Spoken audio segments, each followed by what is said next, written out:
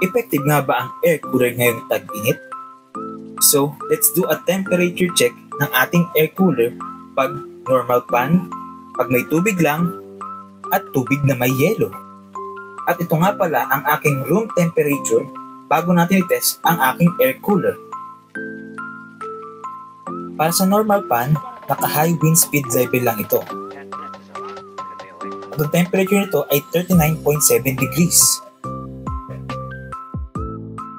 At ang susunod naman ay yung may tubig na ang ating air cooler. At naka-on na rin ang cooler nito. At ang temperature nito ay 31.7. So malaki na agad ang difference nila sa normal pan. At ito naman ang result para sa may tubig at yelo ang ating air cooler.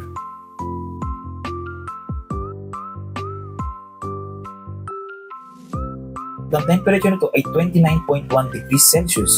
Kita naman natin na mas bumaba ang temperature nito kaysa dun sa normal na tubig lang ang nakalagay. Oh, nasagot ba ang mga katanungan nyo?